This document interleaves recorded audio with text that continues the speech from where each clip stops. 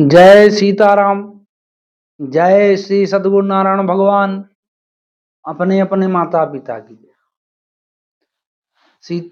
मतलब आज का जो प्रसंग है वो शोचनीय प्रसंग है।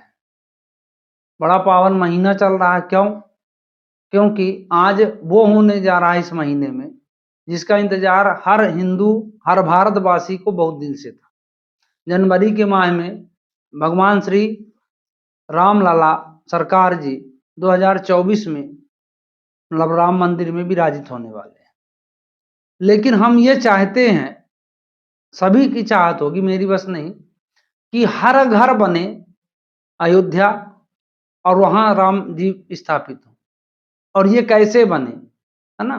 क्योंकि देखो, राम राज्य में क्या है कि पापाचार, भ्रष्टाचार, है ना, जितने भी क्राइम वाले काम हैं वो नहीं होते। और जनता उसी में अगर कम पैसा है, कम धन है, लेकिन ये सब चीजें दूर हैं, भ्रष्टाचार, अनाचार, पापाचार, ये सब दूर हैं, तो वो पब्लिक, वो राज्य बहुत उन्नति करेगा। और उसी को बोलते हैं राम राज्य। और कलयुग में राम राज्य ना स्थापित होने के मुख्यतः मेरे हिसाब से 4 कारण। पहला, हम बड़ों का आदर, बड़ों का सत्कार, माता पिता, गुरुजनों की आज्ञा नहीं मानते। दूसरा, शास्त्रों में हमारा कोई प्रेम नहीं है। हम शास्त्र को कहानी मानते हैं कि अरे वो ऐसे लिख गए होंगे। तीसरा, हम किसी के सामने छोटा नहीं बनना चाहते। तीसरा, हम किसी के सामने छोटा नहीं बनना चाहते किसी भी हालात में, है ना? और चौथा, जो सबसे बड़ा रीजन है, हम जाति, धर्म और इसके हिसाब से लड़ मर रहे हैं। हम सबको मतलब भेदभाव हमारे मन से मिट नहीं रहा, है ना? भेदभाव हम मिटाना नहीं चाहते।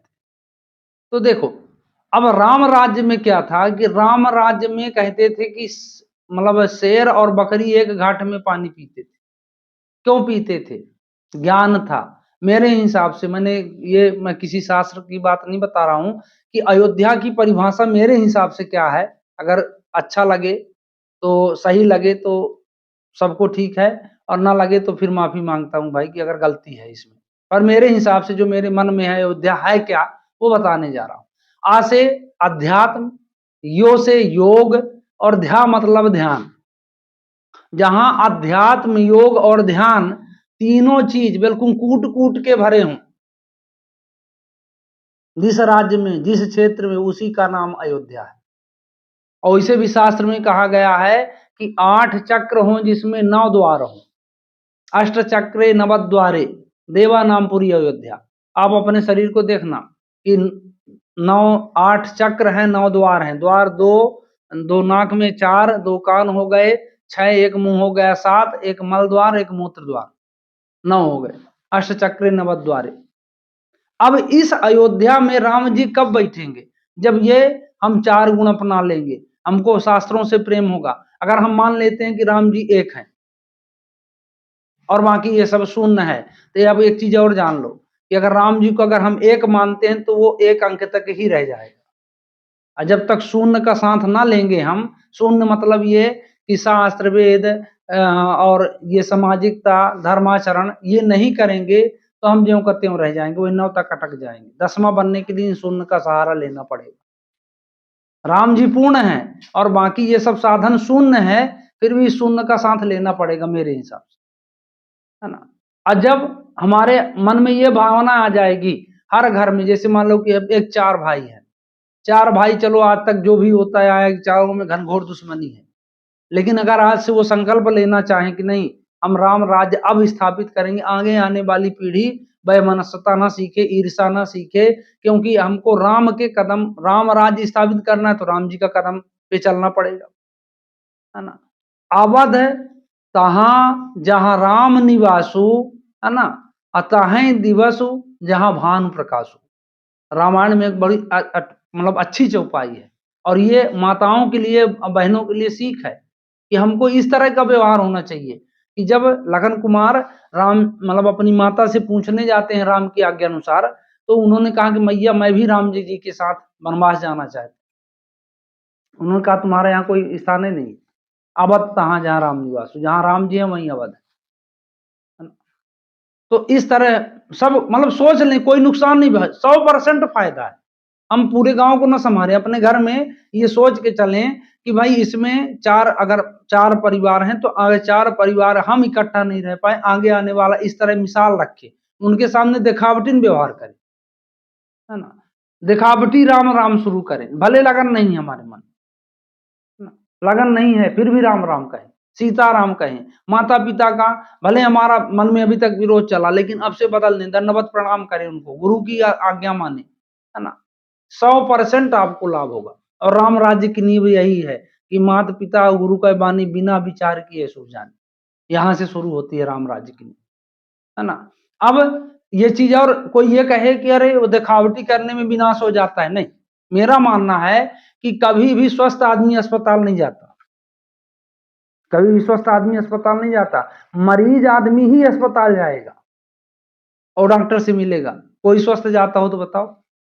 तो हम लोग मरीज हैं, किसके? काम वासना, ईर्षा, द्वेष, और जब ये सब रोग ले जाके राम जी रूपी डॉक्टर से मिलेंगे कि प्रभु अब मेरी रक्षा करिए इनसे, क्यों रक्षा नहीं होगी? तो हमको ले तो जाएं, तो मतलब कैसे शुरू करें?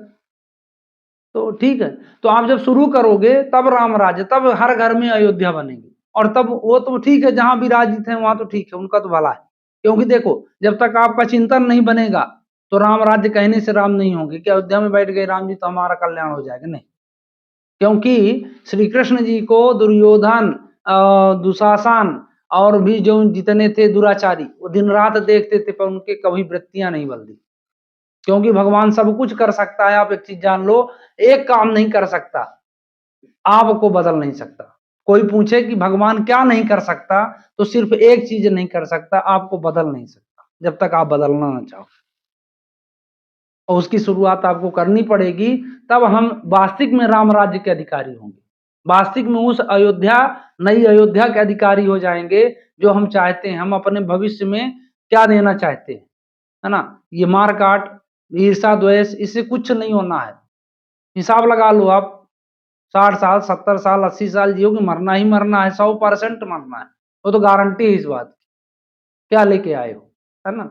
तो क्या लेके जाओगे वाली बात नहीं, लेके जाना बहुत है, लेके भले चाहे नहीं आए, पर लेके क्या जाना है, हमको अच्छा यश लेके जाना है, अच्छी कीर्ति लेके जाना है, एक समाज, मतलब दृढ़ समाज दे के जाना है, जिससे हमारे मतलब आने वाली पीढ़ी विकलांग ना हो, वो आपस में लड़े मरे ना, है ना। वो अपना, जैसे राम राज्य था, चारों भाइयों में कोई द्वेष नहीं, कोई ईर्षा नहीं, कोई लालच नहीं, सब त्याग मूर्ति थी, है ना। सब अध्यात्म से बिल्कुल परिपूर्ण थे।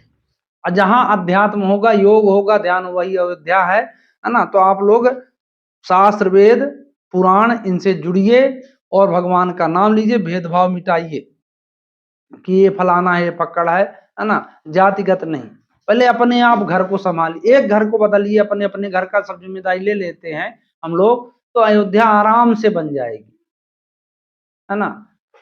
तो इसी आशा के साथ कि ये जो संदेश है मेरा, भारत को सोने की चिड़िया बनाने का, ये जन जन तक आप लोग पहुंचाएंगे और इस पर खुद कार्यरत करेंगे। और अमल, अगर आपको अच्छा लगे तो मुझे, मेरा कल्याण है, और बुरा लगे इस बात पे तब भी मेरा कल्याण है। जय सीताराम।